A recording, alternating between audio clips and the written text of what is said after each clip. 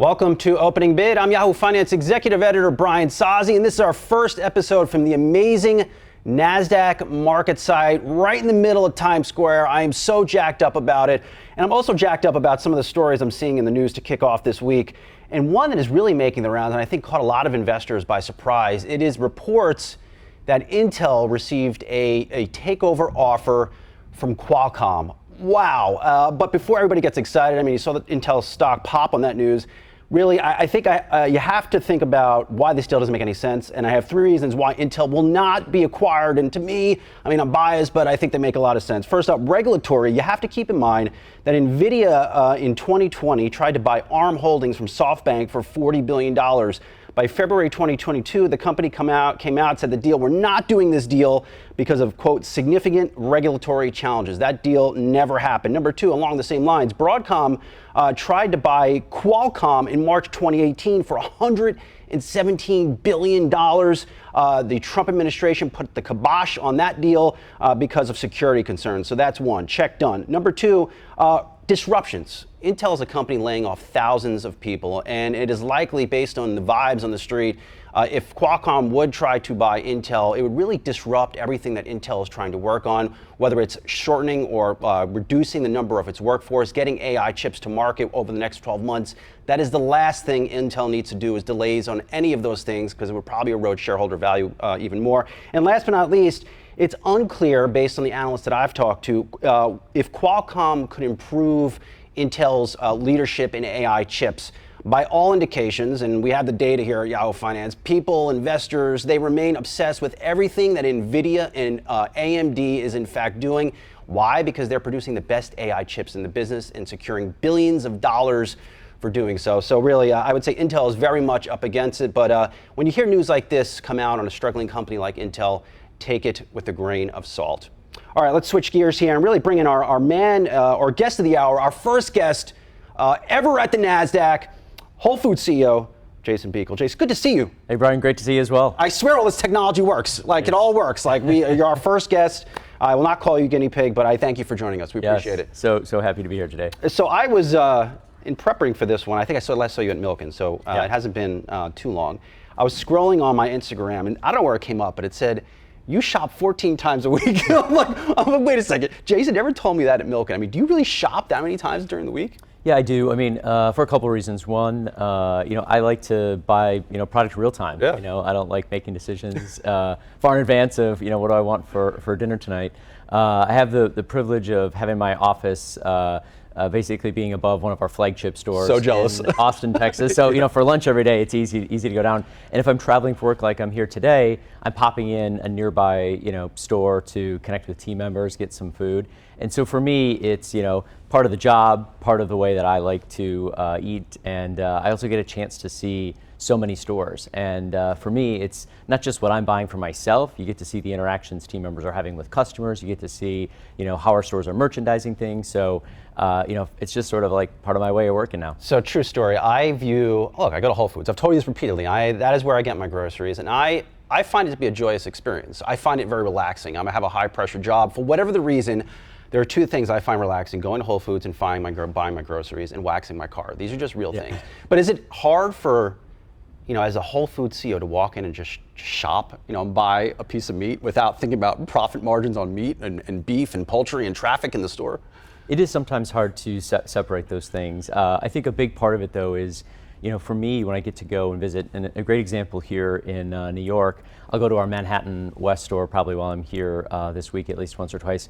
It's sort of like, a utopia zen feeling. You walk in and the sights, the sounds, the smells, you just immediately become relaxed, and you get to start interacting with, our team members. And for me, I'm somebody who, I want recommendations. I want to talk to, our butcher and find out, what would he be pulling out of the case today, or our fishmonger, and sort of what piece and what would he pair with this or do with this. And so for me, yes, you can easily get trapped in the, what are the conditions of the store, where's this out of stock? But I think part of it too is I want to experience like a customer does. And that for me allows me to take those, whether it's some positive feedback that I have on like what we can do in other stores, to things of what's an opportunity that can actually help make this store better at the same time. What do you do when you see something that doesn't appear right? Something is not on the shelf, there's a scuff on the floor. I mean, you just start typing and you're not putting groceries in your basket? No, well, I usually will engage with like either the team member or the store leadership and say, here's something. And sometimes, I like to do it from like a learning process of like, what do you see here as well? So part of it is like, do you see what I'm seeing? And sometimes we do, sometimes we don't. I had a recent example where a product wasn't merchandised in the way it should have been in a seafood case. And so I had the team leader, looking at me, and I was like, what do you see here? And then he rattled off 3 things, 2 of them that I didn't even, I didn't even catch my eye, but one of them was the same thing. And I was like, so what are we gonna do about this? And he's like, I probably didn't, make sure our team member knew this, this, and this, and this. And so that part, I feel is like a good way to, have it be a learning moment, to be able to sort of make sure we're on the same page. And I'm pretty assured, like when I come back to that store again, like that particular spot is always going to be in the, right condition. Yeah, I'm sure. Are you a surprise store visit guy? I am. So I do both. So I've got planned visits. We do what we call a roadshow each year, and it's about connecting our vision and what we're doing as a company with each one of our stores. So every one of our stores, facilities, and primary offices is actually visited by a member of our senior leadership team. And so I've got a tranche of stores that come along with that. And so we do an official walk of the store, we sit down, we do a team member connection meeting. So that one's planned a little bit in advance. I do tell the stores, like, don't do anything special for me. I want to see the stores as our customers see it. And then I'll do surprise pop-ins. I was here last week, we opened a new format here on the Upper East Side. And so I had an opportunity to pop into a few stores. I popped in the Chelsea store at about 9 o'clock at night, walking back from that's dinner. Tough. 9 o'clock at night. 9 o'clock that's tough at for that night. manager. No, but it's great because you again get to see what is the customer experience as we're getting ready to for the last hour that the store is open.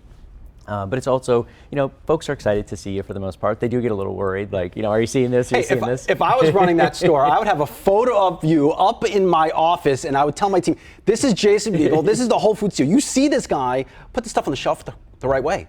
Yeah. Which is what you don't want to do, because you want to see the store, as shopper shop. Yeah. So I think there's a good balance, and one of the things I also like to do is some planned visits where I go see multiple stores, and it is sort of a surprise. I just with our chief merchandising and marketing officer Sonia, we just visited our Charlotte market, and what we want to do is just spend kind of 2 days together and see it from a customer perspective and see all the programs that we're doing and like what's landing well, what's not, and use it as an opportunity to get direct feedback from our team members on things. So I think those are great learning moments. Within the store, what part of the business, we'll start here, what part of the business is growing the fastest and why?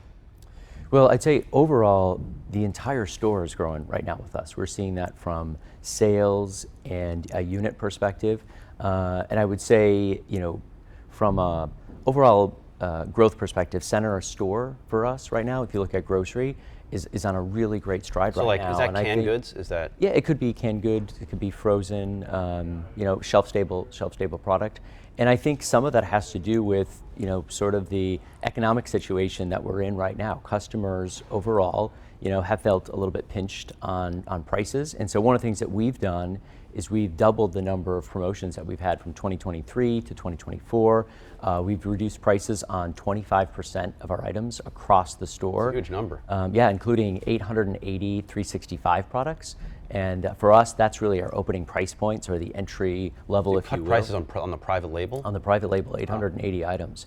And so our customers are noticing those changes. And so we're starting to see, folks build up bigger baskets in those areas. And I think a big part of it is we want to make sure that we can meet customers where they're at right now.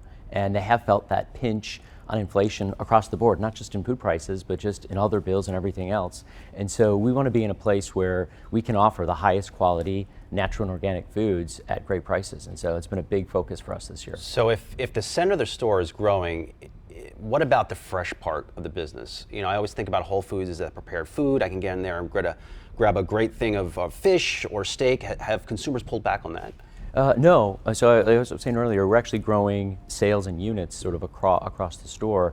And I'd say, a big part of it is, customers are coming for the perimeter at Whole Foods Market. It is, our produce, meat, seafood, our prepared foods offerings, bakery, because we've got a lot of uniqueness there.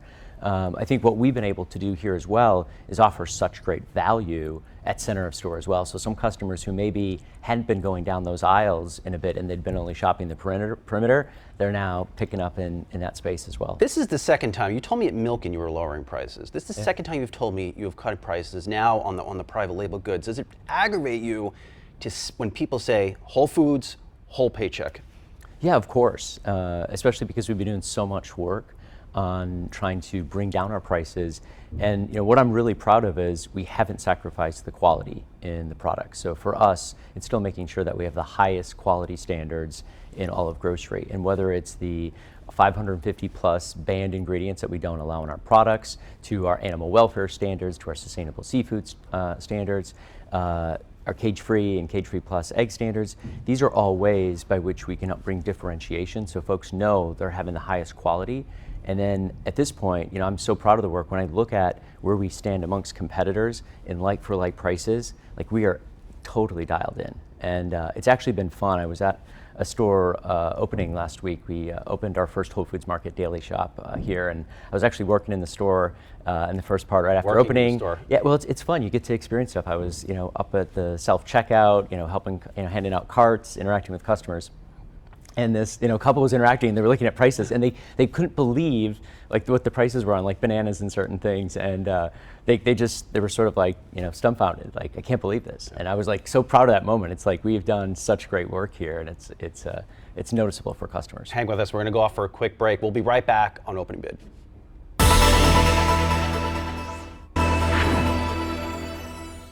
All right, welcome back to Opening Bid. We are our first episode from the NASDAQ market site in New York City's Times Square. So jacked up to be here. Also jacked up to be having a great conversation here with Whole Foods CEO Jason Beekle. What is it like working in a Whole Foods store for you? You were just talking about that. Oh, for me, it's a lot of fun, and it's one thing that I try to do during certain parts of the year, especially holidays. One, it's so busy, in our stores. So one of the things that we do within our store support role, so that's what other people might kind of call their corporate team. We call it store support, and the reason for it is our jobs are to help make sure that our team members in stores are supported every day in serving our customers. And so we actually do sort of like shifts where we want all of our team members to go spend time helping out in the holidays. And we do that for sort of like all of our big key holidays because our stores can use it. But what I find is also great for us as store support team members to be able to actually see those interactions. So, I'm bagging groceries on, for Thanksgiving and Christmas, helping out with, different teams. Last year I was helping run some of what would be our online catering orders for holiday meals and stuff. And it's fun because you get to interact with team members and you get to see how the whole process comes together. And you see some good things that you want to replicate, and you see some things like, oh, this is an opportunity for us to go and make change.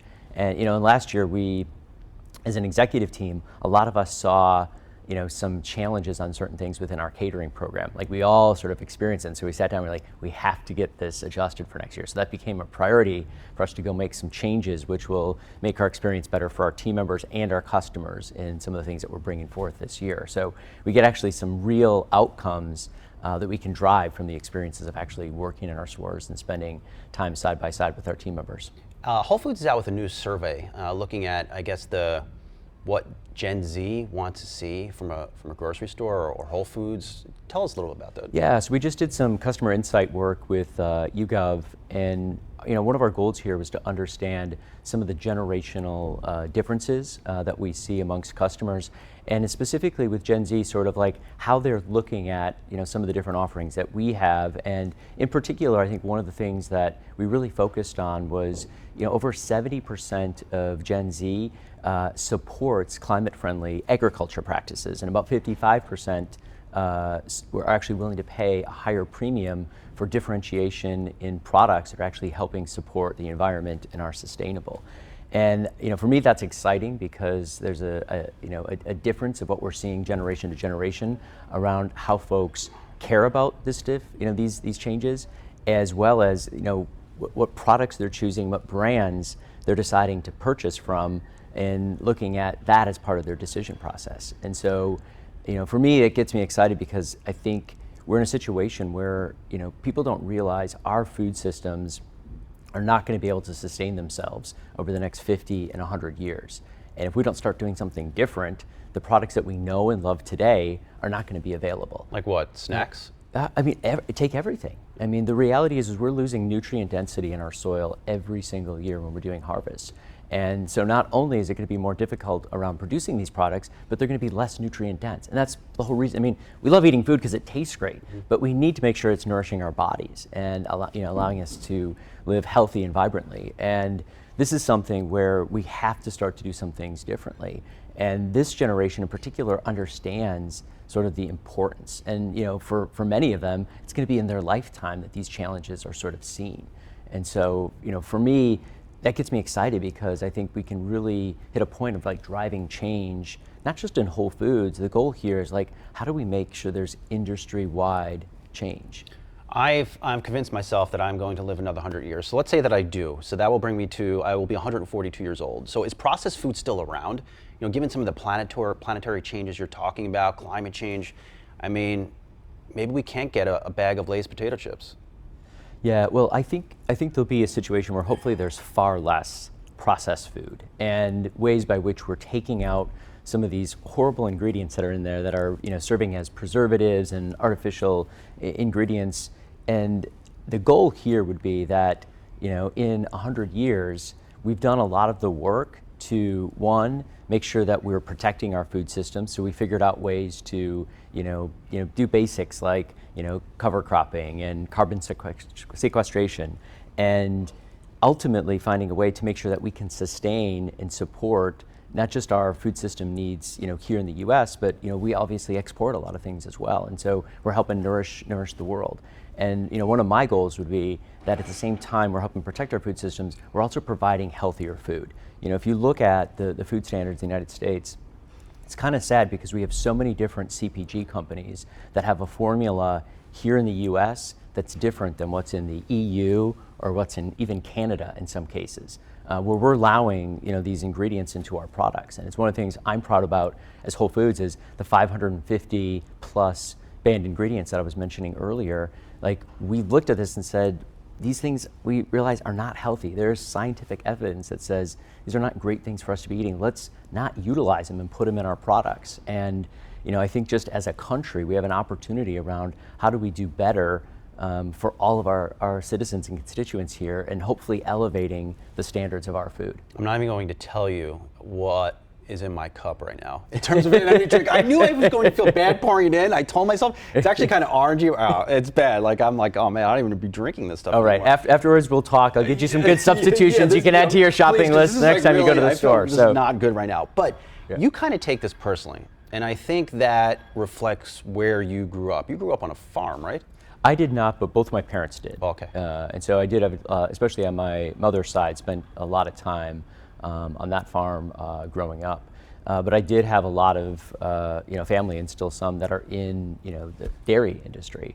And my dad was a cheesemaker, and I can see what's happening to our farming communities around the country, and I get an opportunity to connect with so many different farmers, in many cases through our supplier network, and seeing the friction that exists right now, the uphill battle around land access, the cost of running farms, the cost of doing the right decision at the same time. Most folks don't realize like only 1% of our acreage in this country right now is organic. A lot of folks would think it's by far larger. And the reality is it's difficult to go through those transitions. And so one of the things that we're trying to do is support a broader side of climate-friendly agriculture, including regenerative, and still requiring our suppliers to have certifications, so we know that there's some teeth behind that. We want to help make the tent bigger, allowing easier access for more folks to start doing the right thing to protect our land, our food systems, and ultimately create a vibrant, farming community in this country again, and especially supporting local and small farmers where there's a lot of difficulties that go into that business. And when a family has to make decisions for the near term of how do they best support themselves, we need to make sure that we're helping incent them to do the right thing, to help protect, for our future generations. If I had to think in my head of a perfect person to run Whole Foods after a founder that's John Mackey, it really would be you, just based on your upbringing and the things you're focused on. What is it like taking over the leadership baton of a founder? He is a different person, in leadership. What is it like taking over him, and is it hard to carry on his legacy inside the company? Well, first, I always tell everybody they're like, oh, those are big shoes to fill. I'm like, they're impossible shoes to fill. I'm not filling John's shoes. I've taken the baton to help take what he and all of our early leaders at Whole Foods Market helped build. And one of the things that was so great, and I give John and a lot of our former E-team members credit for this work, is they helped build a series of artifacts that inherently are part of our culture as a company. We have a very clear purpose of nourishing people and the planet. We have quality standards, we have core values, we have leadership principles. We have something we call the Declaration of Interdependence, which is sort of our ways of working as a company. And those pieces, these artifacts, allow us to continue to make sure that we're supporting the culture and the intention of our business. And so it makes it a lot easier when I can go back and look at it and say, these are our values, and it's like, are we living up to them? Are there issues that we have as a business? And oftentimes, one of the challenges you get in is, in trying to lead with a stakeholder lens, which is a big part of our culture, there's friction that comes in. There's something that is good for the customer but bad for another stakeholder. And one of the things that John did really well is try to figure out how do you get to win-win-win solutions. So everyone can have a positive impact on some of the things that we're doing. And that's one of the challenges that I help give to our entire team is how do we take this sort of legacy forward? And I'll give you a great example of some work that the team did.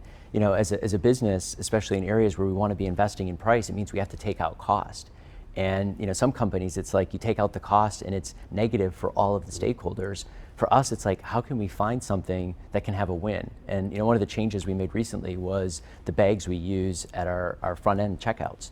And the reality was we had a double bag just about every transaction because folks would fill them up and then they'd be breaking. You guys do make good bags. So the new bag. So this is an example where we no longer have to double bag because we have a higher quality bag. Even though it costs more per each, we're using less of them. Mm-hmm. So it's great for our team members because they're not double bagging. Customers are happy because we have a much sturdier bag, especially here in New York where you're walking. Some of these bags are crap. I mean, I go to some of your competitors. I mean, the bags, they fall apart. I've dropped stuff in the parking lot. Yeah, it's horrible. Exactly. So now we've got a higher quality bag, and it's better for the environment because we're not creating as much waste through the process. And so the teams came together, and it was, how do we find these problems where there's friction for everybody, but we can help take out costs. We're doing similar things with energy management and helping take some of our costs down there and helping improve things from an environmental perspective, but also making a better experience for team members and customers in our stores. So that's something that I think, for me, it's exciting to be able to sort of take those aspects that have been so important to our culture and company and carrying them forward. So to answer your questions, it's a true privilege, but I have the fortune of it was easy to sort of take that baton because all the artifacts were there, the culture's built, and now it's our job to continue to preserve and support it and cultivate it and help make sure that, I look at it as my responsibility is to make sure that Whole Foods Market can continue to serve our higher purpose, living our core values with our quality standards for the next generation. And so that's sort of the responsibility I feel every day. Really good stuff here. I want to say thank you for the higher quality bags. Thank you for that new hand waving technology at checkout. It has made my life easier. Even though my girlfriend doesn't want to give the data to Amazon/Whole Foods, I will take one for the team. I like it. Good to see you again. Yeah, Jason great to see you. I appreciate it. Good luck on all things Whole Foods. And that's it for the latest episode of Opening Bid, our first episode for the NASDAQ market site here in Times Square. Many more episodes from this building coming up.